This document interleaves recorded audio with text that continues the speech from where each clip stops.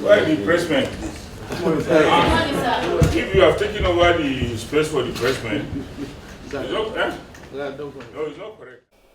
On our activities for the Ember Month patrol, that is the end of year patrol, we started from 15th December to 15 December 2023 to 15 January 2024, and then also to brief you some of the highlights on our activities for the year 2023 as well. That's from January 2023 to December 2023. I feel delighted to address the general public through this medium today on very key issues relating to activities of the Corps recorded during its outing in the operational front at the end of the year 2023 Special Patrol Operations, tagged Operation Zero Tolerance to Road Traffic Crashes, that commenced on 15 December 2023 and ended on 15 January 2024. While we always ensure that all operations of the Corps are measured using the corporate strategic goals, one of the mediums for communicating the result of our general performance to the public is to formally invite you to a press briefing to first appreciate the role of the press throughout the year, especially the massive coverage of our activities received before, during, and the post-campaign period. Applaud road users' cooperation we maximally secured, and also appreciate our stakeholders for their contribution toward the success recorded in 2023. Distinguished ladies and gentlemen, in our quest to achieve a great milestone and reduce the curve of road traffic crashes, fatalities, and injuries during the 2023 outing, the Corps maintained a comprehensive approach to its activities. Beginning from January to December 2023, the Corps ensured that there was upward mobility in the mobilization of human and material resources to achieve maximum impact. In the light of the aforementioned, permit me to acquaint you with the outcome of the annual Road Safety Administration and Traffic Management event held during the 2023 Operation Zero Tolerance campaign. During the exercise, 5 landmark crashes defined the outcome of the number of road traffic crashes, fatalities, as well as injuries recorded. These crashes, which were primarily caused by overloading of trailers with a combination of passengers, goods, and animals, speed violations, night trips, which occurred as follows. On 23rd December 2023 at 12:08 hours in Kwanar Malama in Jigawa, a collision between a Toyota Camry and Volkswagen Golf led to the death of 10 people. On 25th December, that's on Christmas Day itself, at 6:35 hours in Inisha, Osun State, a lone crash that involved a Mitsubishi Canter, a Canter also carrying goods and passengers, resulted in the death of 9 victims.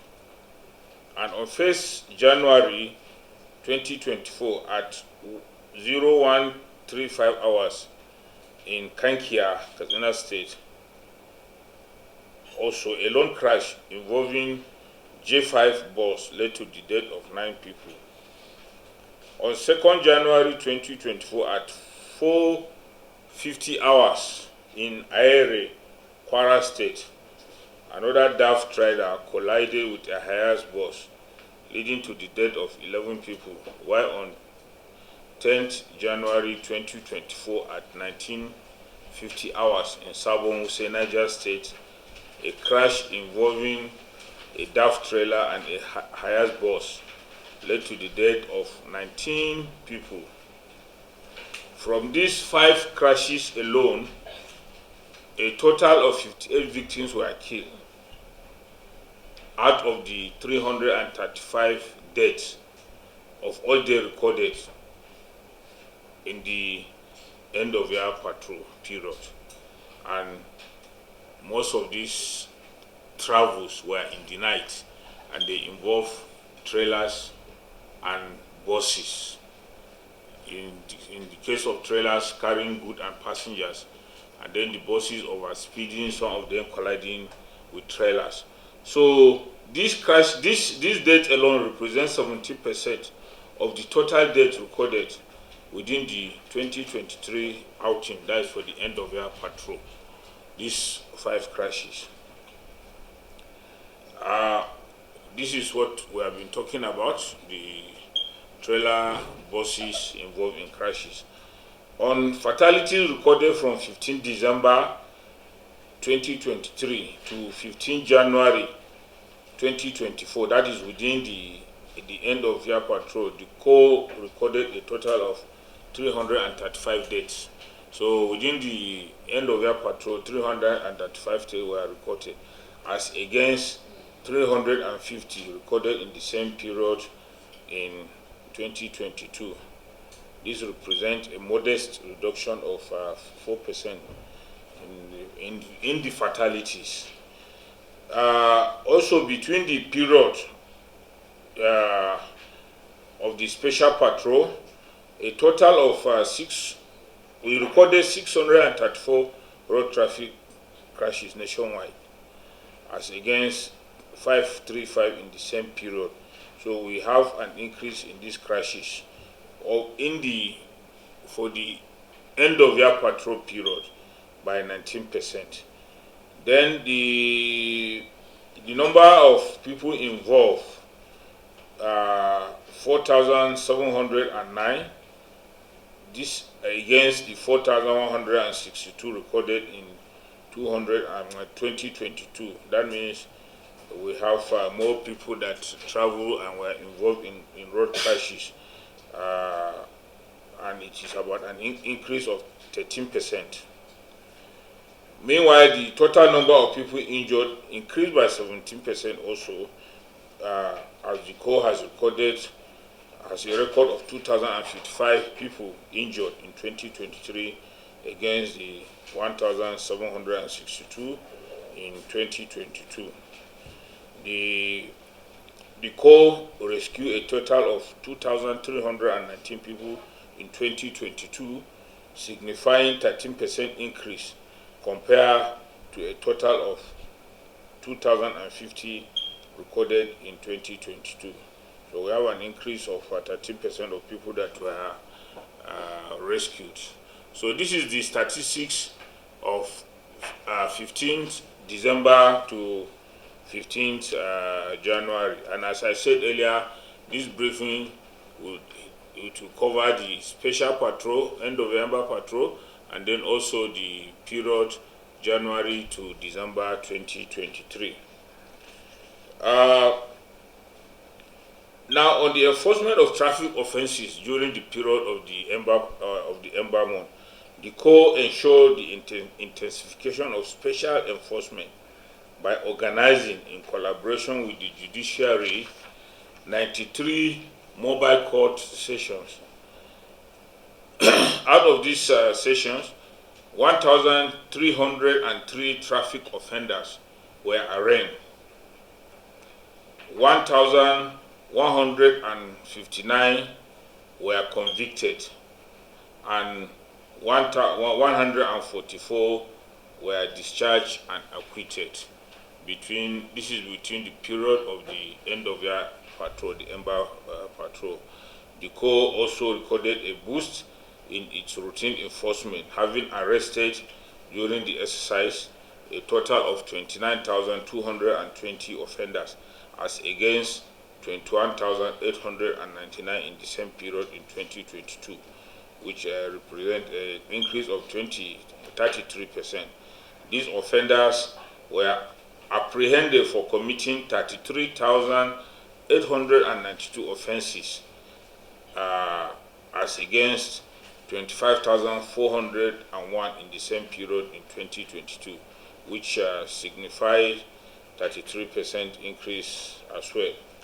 You may wish to know that the gratifying development in all this effort is that the Corps went into the exercise with strategic initiative that will tackle all variables that promote road traffic crashes, particularly overloading of trailers and other articulated vehicles with animals, goods, and persons, speed violations, night trips, which have principal risk factor over the years. Through the instrumentality and resilience of management and operative, the Corps went all out to check and tackle these causative factors head-on by intensifying enforcement on overloading, compulsory installation of speed limiting device by all commercial vehicles, as well as broadening the scope of enlightenment campaign to sensitize motorists on the hazard associated with night trips. We also ensured that the 2023 exercise was well put together with evidence-based projections, timely and judicious deployment of personnel and equipment, complemented by a large pool of volunteers in the categories of special marshals, road safety clubs, the police, military and paramilitary agencies, ambulance service organizations, federal and state ministry of works, construction companies, and community volunteers. In addition to the foregoing, maximum support received from both the federal and state government were quite encouraging and gave a huge boost to the exercise. As earlier stated, the 2023 Operation Zero exercise commenced with Ember-Month's flag of advocacy campaign, which ushered in mega rallies,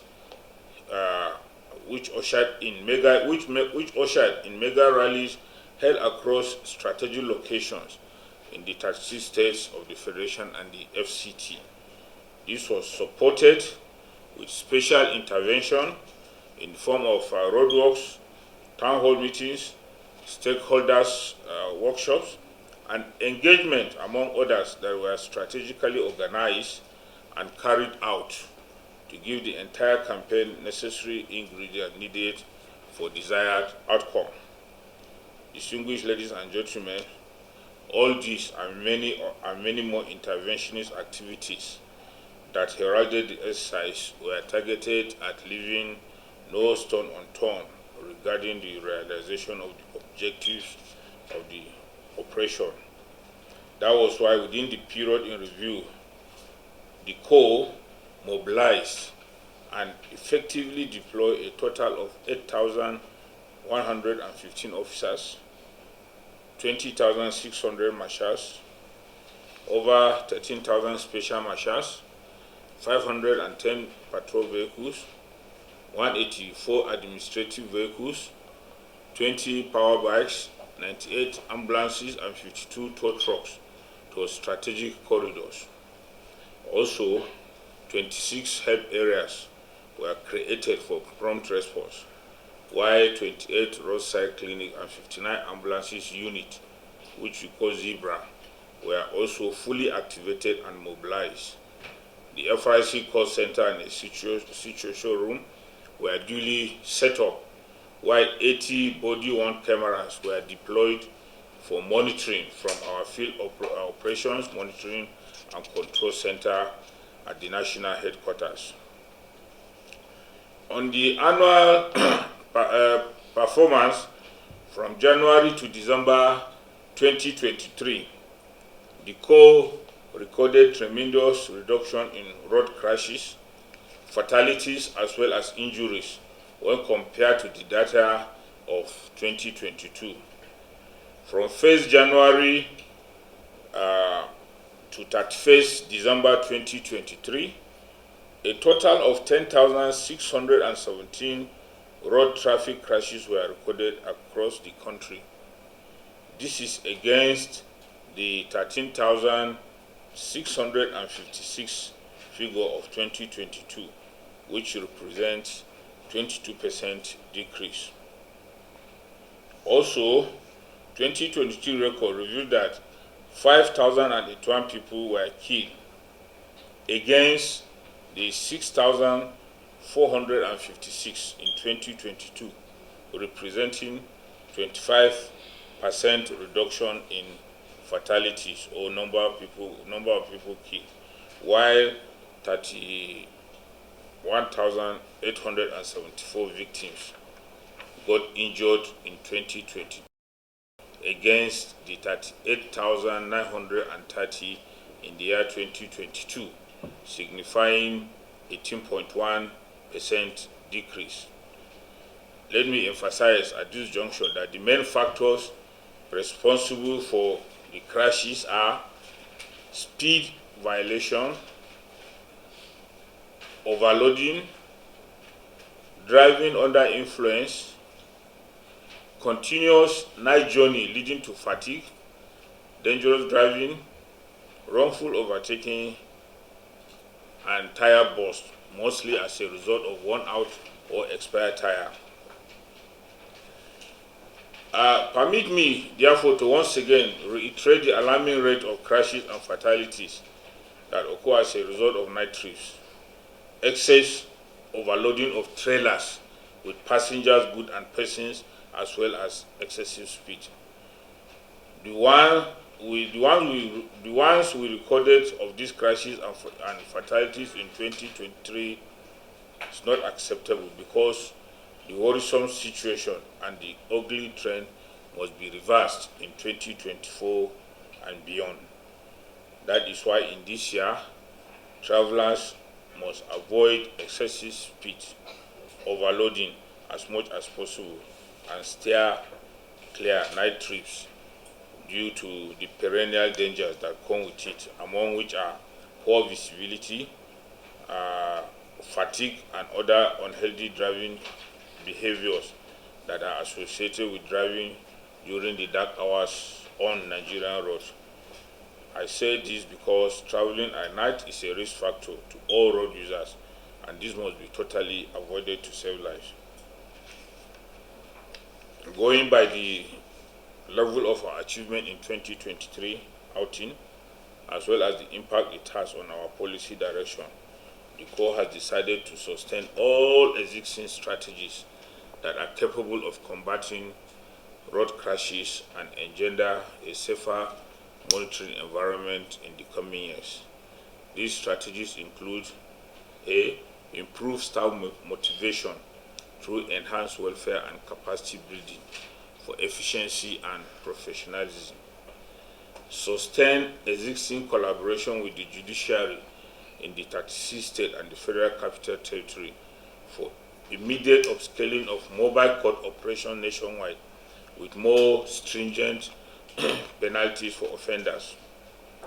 Enhance Corps visibility through effective and efficient deployment of operational tools in the category of patrol vehicle, breathalyzers, traffic cones, radar guns, vehicle and body cameras, etc. Enhance the performance of already established task force on overloading of trailers so as to curtail the fatalities that come from their recklessness. Ensure adequate supervision of staff at various tank farms across the country for strict compliance with the template on enforcing with maximum safety standards, including the installation of speed limiting device, anti-spill, that is the safety valve, onboard monitoring devices, etc. This is to further bring to a halt all incidences of crashes involving articulated vehicles, with particular emphasis on tankers. Broaden existing relationship with stakeholders across board to secure their buy-in, driver education.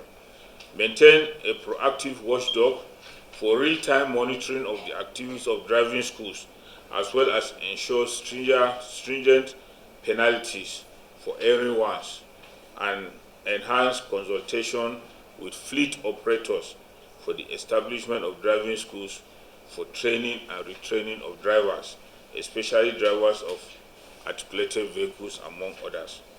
The end of the year patrol did not go without challenges, as the Corps witnessed rising cases of knockdown. 5 of the Corps operatives were deliberately knocked down by drivers in locations as Toro, Gashua, Sifawa, and Mando. Unfortunately, 2 out of the 5 operatives were killed as a result of the knockdown, while the other 3 were seriously injured.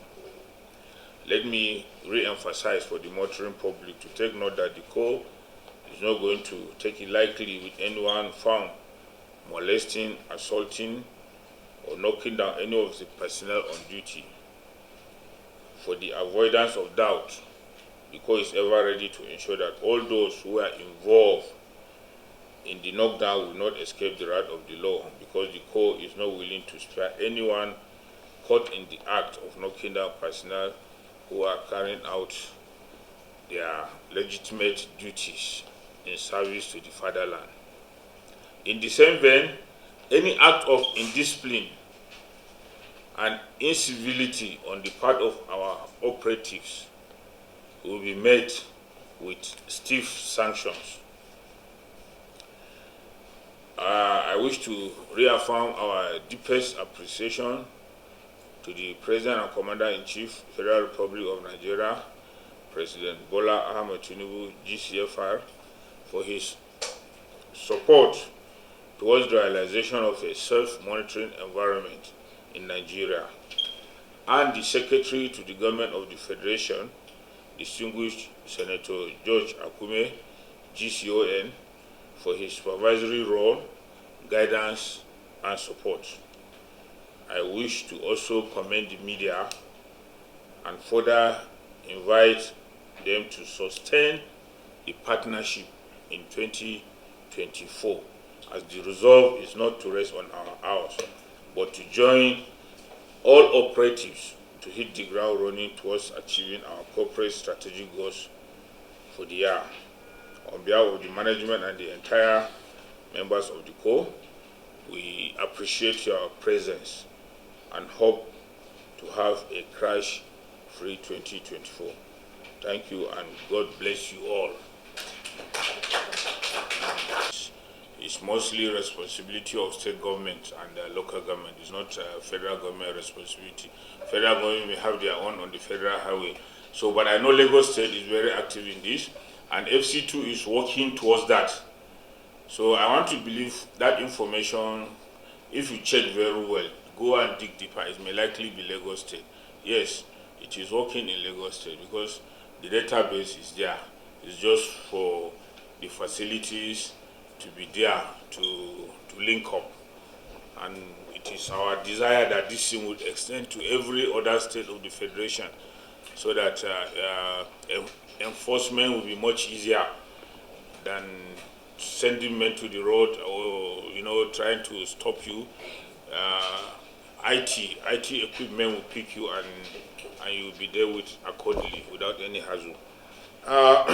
Yes, Channel, the crashes, as you mentioned, if you listen to my brief, I mentioned those crashes, about 5 or 6, about 5 that define that quarter, and they happen just within. Now, those crashes, almost all of them happen in the night journeys. So when we started this operation on arresting trailers carrying passengers and goods, we started that operation around February that year, up to October or so. In fact, the record of crashes came down. Now, what happened with those ones was they travel in the night when our operatives were not on the road. They load this a lot of people in trailers with animals and goods, because what we do whenever we see them in the daytime, that's the time we operate. We arrest them, we bring down the passengers, we ask them to get alternative transport. Very soon we are going to even hear a documentary on those activities that we have done. So those that were traveling in the night, they had these crashes, and you know, when you have a crash in the night, you may not even get the necessary assistance that you may require, and before morning you can die. And yes, one can just pass away before morning. So those are the challenges that happen within that quarter, those crashes. But we are working on a strategy already on how to curb this thing. That is going to the question of Arise News, because we have, I said it earlier, that we have designed a policy which we have sent to federal government to approve the compulsory installation. It should not be a matter of policy that speed limiting devices must be installed in all vehicles that need to have speed limiting device. So it's coming out as a policy. Vehicles from factory must be fitted. Vehicles being imported must also be fitted with those speed limiting device. We hope that will help us to curtail the issue of overspeeding related with these buses. Then we have we have also in partnership with Nigerian Bar Association, so that this type of crashes, we want the drivers or the vehicle owners to be prosecuted. There must be sanctioned for this, because they are killing people and they are just walking away. So we are already working with NBA, and we are also thinking of working with the state attorney generals, so that if we have such crashes, they should assist us to prosecute. Because, I mean, they can be charged for manslaughter, either the driver or the vehicle owner. There must be penalty.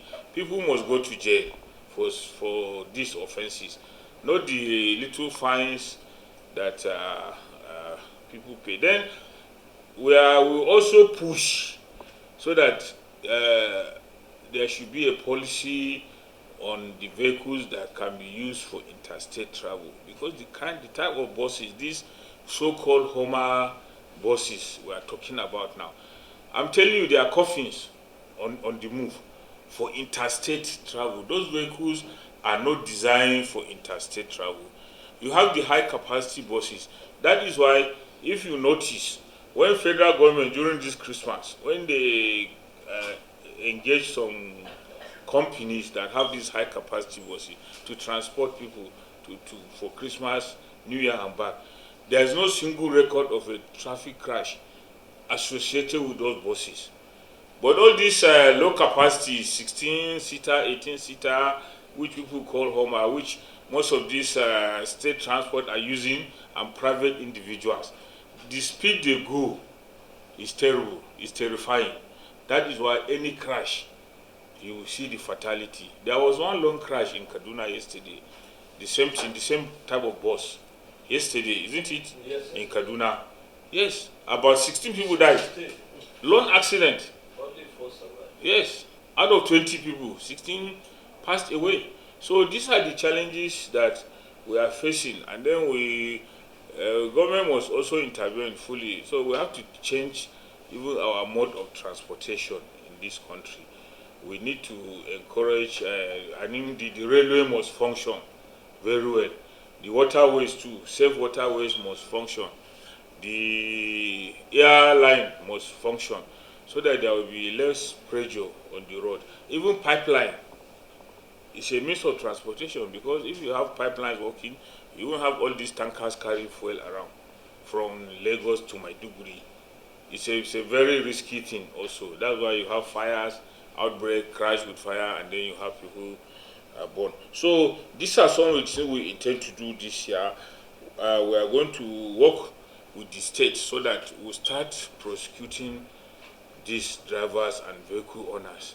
We are also going to explore the possibility of making comprehensive insurance policy compulsory for all commercial drivers, so that you must have comprehensive policy, so that the victims of crash can get compensation. So those are some of the things we are going to pursue, and we want the press to assist us in doing this, because we cannot achieve it alone.